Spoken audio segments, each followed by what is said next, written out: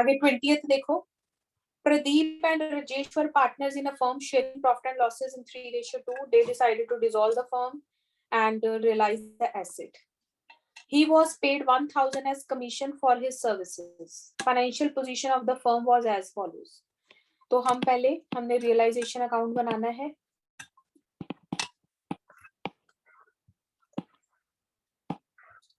तो एक एक करके assets transfer करते हैं to building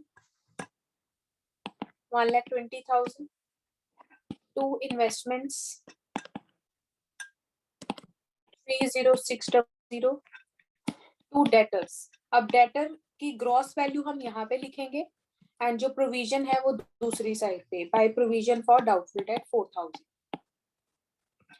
To bill receivable 37,400.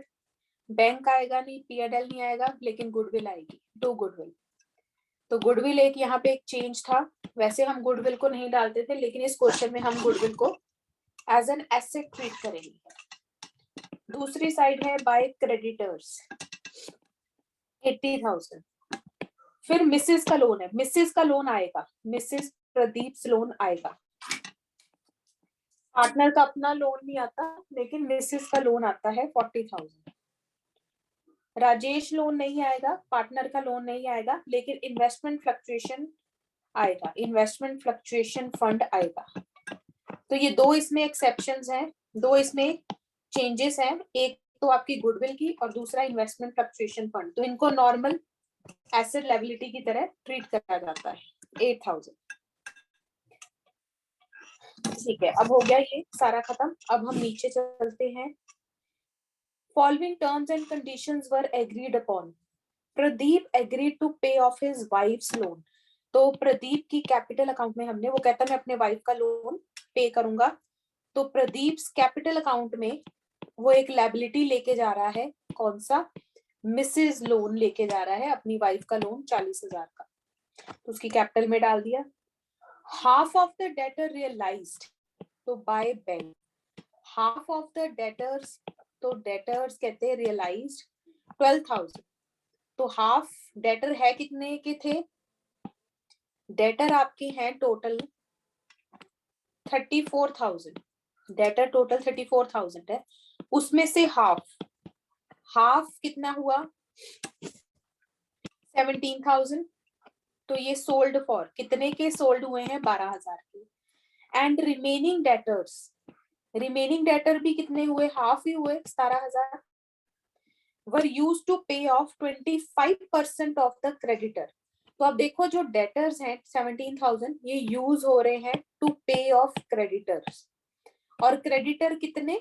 25% of creditor. तो 80,000 का 25% ऑफ क्रेडिटर 20,000. तो मैंने आपको कल एक नोट लिखवाया था, अगर कोई एसेट लायबिलिटी को पे ऑफ करने के लिए यूज करी जाती है तो उसकी कोई ट्रीटमेंट नहीं होती, नो ट्रीटमेंट. तो यहाँ पे जो 17,000 के डेटर है उसका कुछ नहीं करना, क्योंकि ये क्रेडिटर को दे दिए गए हैं. ठीक है, तो हमने अगर कोई एसेट लायबिलिटी के बदले में एक्सचेंज हुई है उसकी कोई ट्रीटमेंट नहीं करनी. तो इसकी कोई ट्रीटमेंट नहीं है. तो हमने डेटर जो हाफ वाले थे वो डाल दिए, लेकिन रिमेनिंग हाफ नहीं डाल दी. आगे कहता है इन्वेस्टमेंट सोल्ड टू राजेश. तो राजेश पार्टनर है, तो बाय राजेश कैपिटल अकाउंट. तो Rajesh capital account 27,000. Building realised 1,52,000. Remaining creditors were paid after 2 months. They were paid immediately at 10% discount. तो अब देखो, अब जो क्रेडिटर्स थे वो यहाँ पे पूरे एक्सचेंज नहीं हुए थे, सिर्फ 25% एक्सचेंज हुए थे. तो अब रिमेनिंग कितने रह गए? रिमेनिंग क्रेडिटर कितने रह गए? 80,000 में से 20,000 एक्सचेंज हो गए, तो बाकी रह गए 60,000. Remaining creditors were to be paid after 2 months. They were paid immediately at 10% discount. तो यहाँ पे 10% डिस्काउंट है, लेकिन यहाँ पे टाइम लगेगा. क्योंकि जो 10% डिस्काउंट है वो पूरे साल का है, हमने सिर्फ 2 महीने का लगाना इंटू 10% इंटू 2 डिवाइडेड बाई 12, क्योंकि हमने क्रेडिटर 2 महीने बाद पे करने थे और इमीडिएटली पे कर दिए, जिसके कारण हमें 2% डिस्काउंट मिला है। तो ये 2% आपने टाइम इसके ऊपर लगाना है, क्योंकि 10% पूरे साल का है। तो जहां टाइम मेंशन होएगा वहां पर टाइम इंपॉर्टेंट है, तो यहाँ पे आपका आएगा 1000।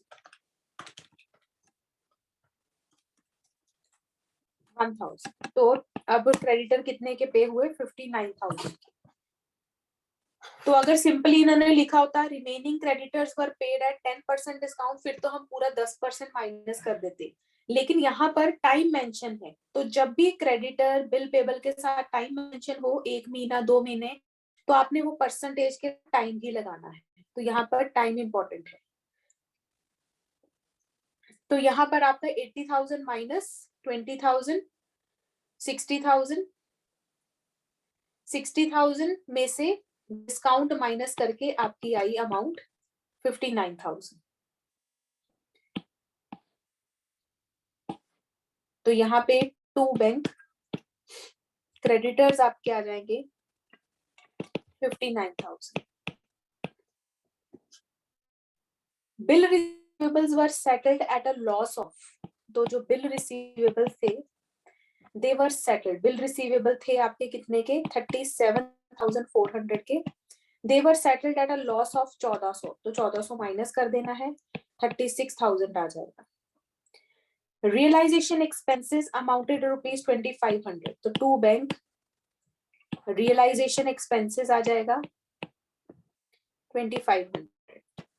और एक ऊपर सबसे ऊपर जब क्वेश्चन स्टार्ट हुआ था तो एक किसी पार्टनर को कमीशन मिली थी, तो प्रदीप को 1000 कमीशन मिली थी फॉर हिज सर्विसेज, तो वो हमने उसकी प्रदीप कैपिटल अकाउंट में डाल देनी है कमीशन।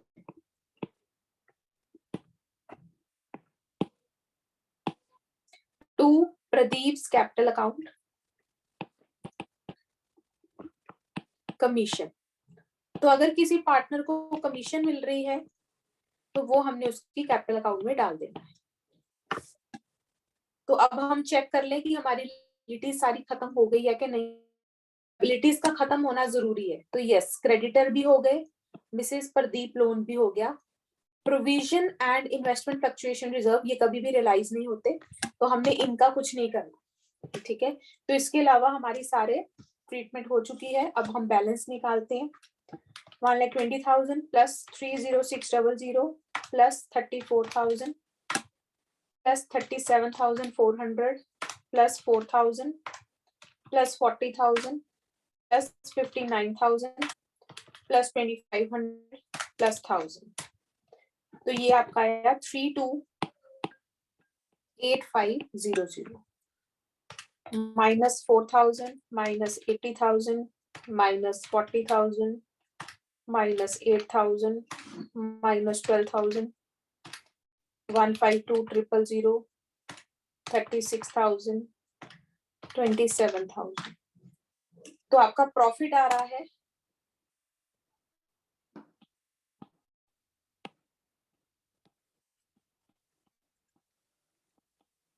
गेन ऑन रियलाइजेशन आ रहा है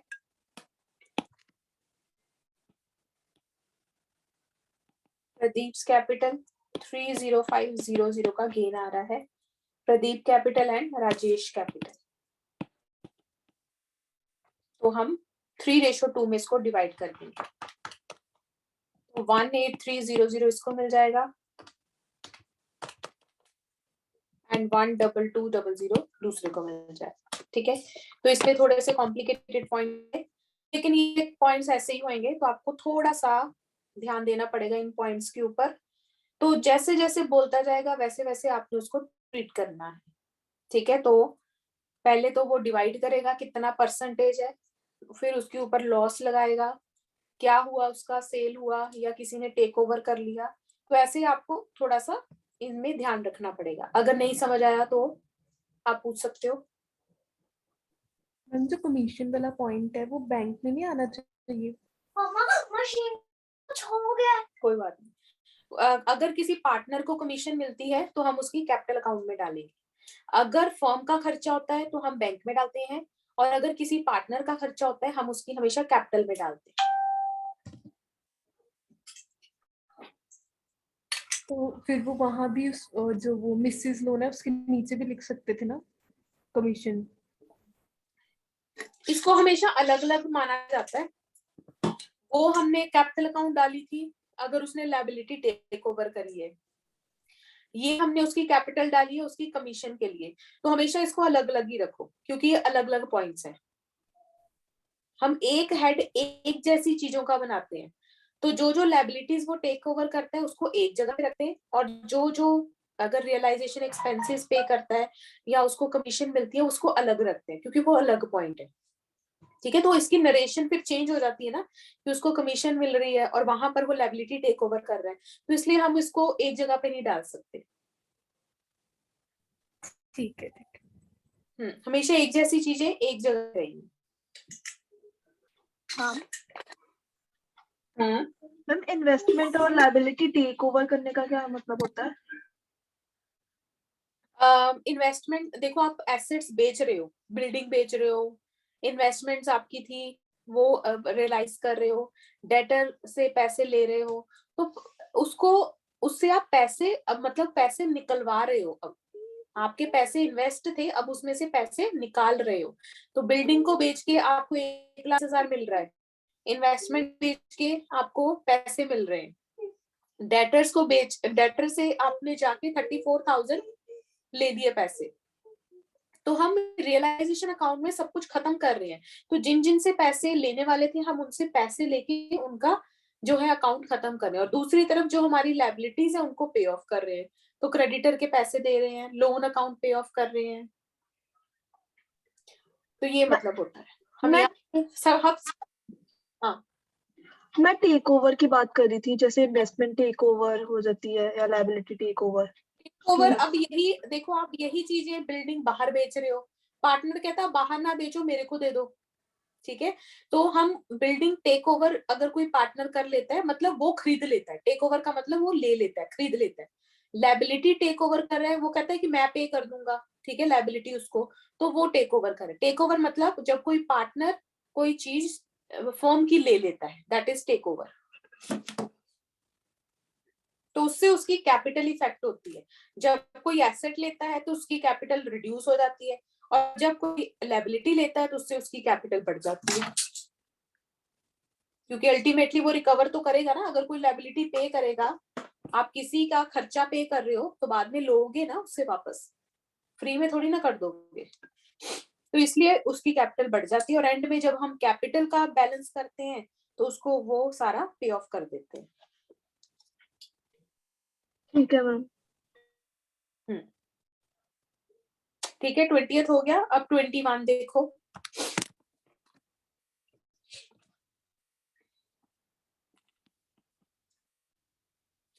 आशीष एंड कानावर पार्टनर्स, तो हम रियलाइजेशन अकाउंट बना रहे हैं। ये पॉइंट्स स्टार्टिंग में थोड़े मुश्किल लगेंगे, पर फिर जब ये रिपीट होने शुरू हो जाएंगे फिर आपको करने आने शुरू हो जाएंगे। तो अभी तो आपको थोड़ा नया नया लगेगा, लेकिन एक दो बार प्रैक्टिस करोगे फिर उसके बाद आपको वो टर्म्स रिपीट होंगी और फिर आपको भी इजी लगनी शुरू हो जाएंगी। ठीक है, तो इसलिए प्रैक्टिस बहुत मांगता है ये चैप्टर, ध्यान से पढ़ना है बस। Stock 24,000, to debtors 19,000, furniture 40,000, to plant 2,10,000, to investments 32,000, by creditors 42,000, employee provident fund 60,000, Mrs loan, Mrs Ashish loan, तो मिसेज का लोन आएगा 9,000, लेकिन पार्टनर का खुद का लोन नहीं आएगा, वर्कमैन कंपनसेशन नहीं आएगा, लेकिन इन्वेस्टमेंट फ्लक्चुएशन फंड आएगा।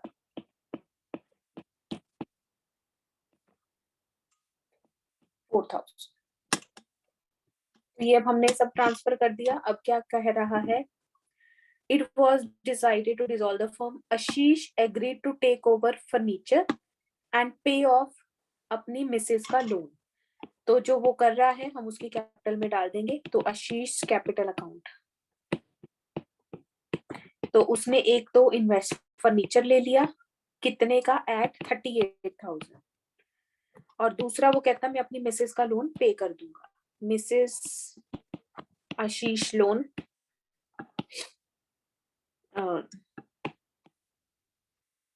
टू आशीष कैपिटल, तो इसके अंदर मिसेस का loan,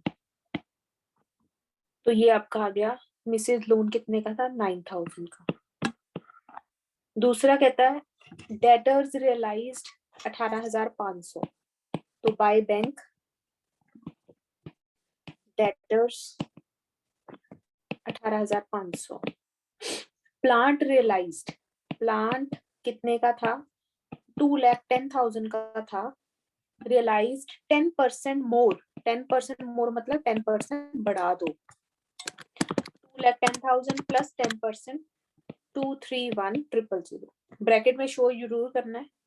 कानव took over 40% of stock and remaining stock. अब देखो जब भी ऐसे दिया होता है तो हमेशा उसको ऐसे डिवाइड करो। तो स्टॉक था कितने का, स्टॉक था आपका 24,000 का, तो इसमें से कानव ने कितना ले लिया, कानव टुक ओवर 40%, तो 24,000 का 40% 9,600, लेकिन उसने पूरे पर नहीं, एट 20% लेस देन द, तो 20% माइनस कर देना है।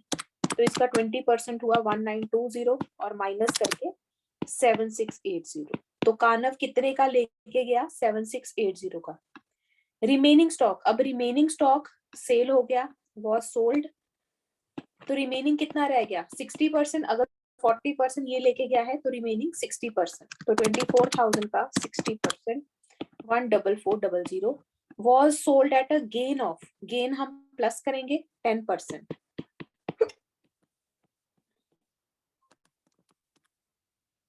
15,840। ठीक है, तो हमेशा ऐसे डिवाइड करके इजी रह जाता है।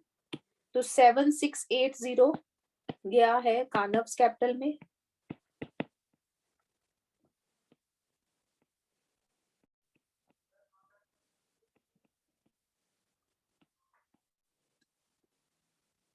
कितना था 7680,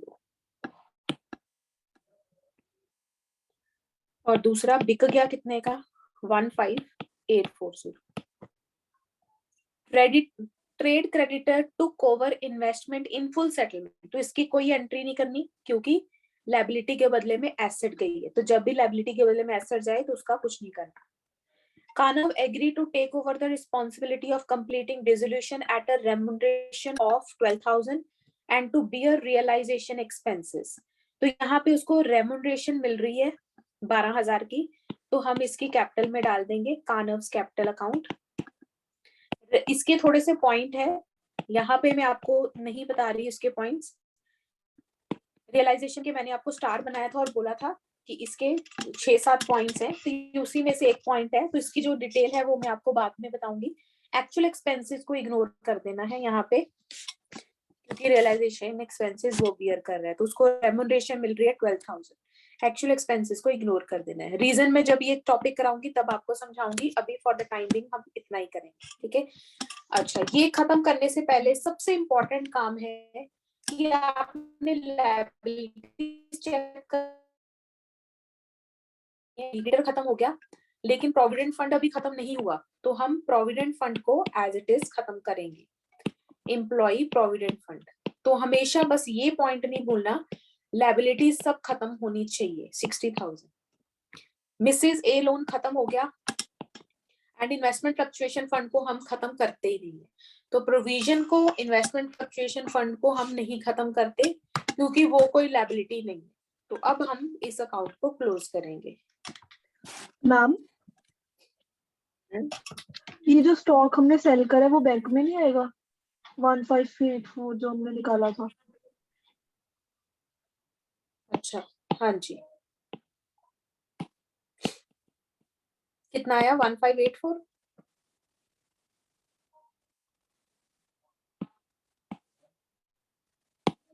वन 15840।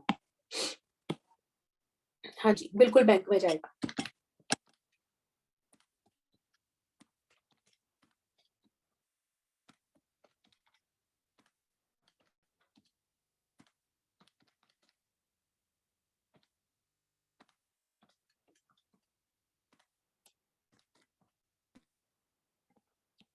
$426020 minus 24,000 minus 19,000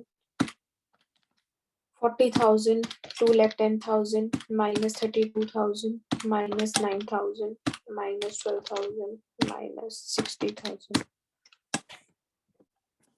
तो आपका गेन आया 20020, 2 गेन ऑन रियलाइजेशन। तो आशीष एंड कानव में 3:2 में डिवाइड कर देंगे, ठीक है।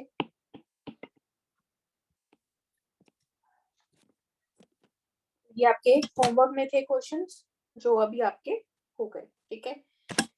हमेशा जो होमवर्क में मिलता है ट्राई जरूर करा करो, ठीक है। निकलना नहीं निकलना वो अलग बात होती है, एक आधा ही पॉइंट अड़ेगा, बाकी सारा तो हो जाएगा। तो हमेशा ट्राई जरूर करना है आप लोगों ने। तो now please start with the 22nd question. अब इसमें आपने रियलाइजेशन अकाउंट भी बनाना है, कैपिटल अकाउंट भी बनाना है एंड बैंक अकाउंट भी बनाना है, तीनों चीजें बनानी है। तो start with 22nd question. 22nd 20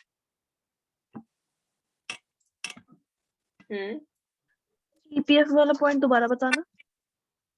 कौन से वाला? ईपीएफ एम्प्लॉय प्रोविडेंट फंड कोई वो नहीं है, रिजर्व नहीं है, ये लायबिलिटी है। तो लायबिलिटी आपकी पे ऑफ होनी चाहिए।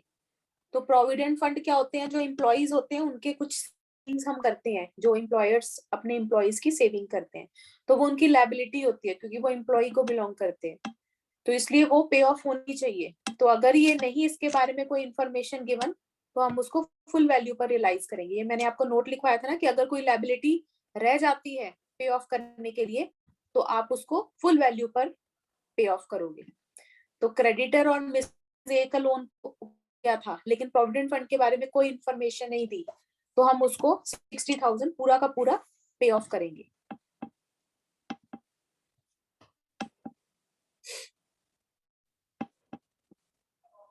चलो 22nd स्टार्ट करो।